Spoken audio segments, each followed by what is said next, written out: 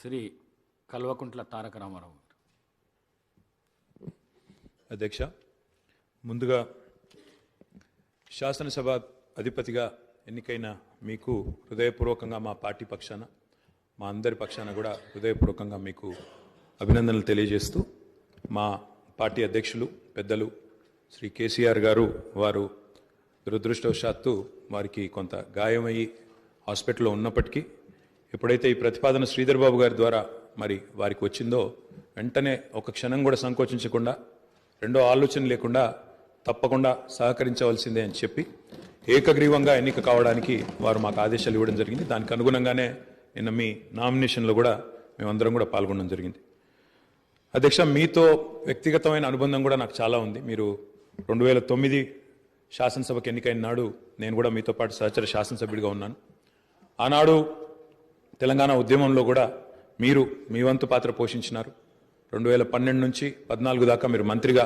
ముఖ్యంగా మా శాఖకు మంత్రిగా, హ్యాండ్లూమ్స్ అండ్ టెక్స్టైల్స్ డిపార్ట్మెంట్కి మంత్రిగా మీరు పనిచేసిన క్రమంలో ఆనాడు ఒక సందర్భంలో నేను మీ దగ్గరకు వచ్చి, మీరు రండి సిరిసిల్లకి మీరు రావాలి, ఎందుకంటే రాష్ట్రం మొత్తంలోనే టెక్స్టైల్ అంటే సిరిసిల్ల కాబట్టి మీరు తప్పకుండా రావాలి అంటే మీరు కొంత సంకోచం వ్యక్తం చేసినారు మొదలు. మరి ఇప్పుడు ఉద్యమం ఉధృతంగా ఉంది, నేను మంత్రిగా ఉన్నాను, ఈ సమయంలో వస్తే ఏమైనా ఇబ్బంది ఉంటుందా అంటే, లేదు మనం కలిసే పోదామని చెప్పి ఆ రోజు మీరు రావడమే కాకుండా ఆనాడు మరి బ్రహ్మాండంగా మీరు వచ్చి అక్కడ కార్మికుల సమస్యలు విని తర్వాత చాలా సమస్యల పరిష్కారానికి మీ స్థాయిలో మీరు కృషి చేసినందుకు కూడా మీకు మనస్ఫూర్తిగా ఈరోజు మళ్ళొకసారి అభినందనలు, ధన్యవాదాలు కూడా తెలియజేస్తూ, మరి ఒక ఉన్నతమైన సాంప్రదాయానికి ఈరోజు మరి తెరదీస్తూ ఇతర పెద్దలు గౌరవనీయులు తెలంగాణ రాష్ట్రం ఏర్పడ్డ తర్వాత పెద్దలు శ్రీకొండ మధుసూనాచారి గారు, తర్వాత శ్రీ పోచారం శ్రీనివాసరెడ్డి గారు, తదనంతరం మీరు, మరి వారు ఇద్దరు కూడా నెలకొల్పిన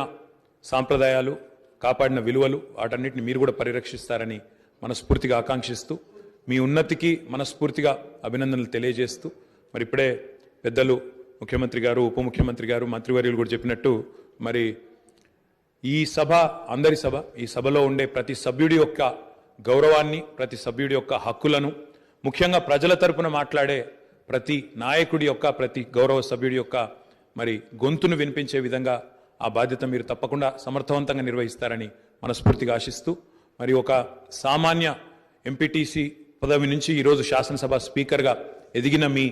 జీవితం ఏదైతే ఉందో, రాజకీయ ప్రస్థానం ఏదైతే ఉందో, ఇది చాలామందికి తప్పకుండా స్ఫూర్తిదాయకంగా ఉంటుందని చెప్పి మనసారా ఆకాంక్షిస్తూ, మీ బాధ్యతలో మీరు 100% విజయవంతం సాధించాలని మా పార్టీ తరఫున కూడా కోరుకుంటూ మళ్ళొకసారి మీకు అభినందనలు అధ్యక్ష. Thank you.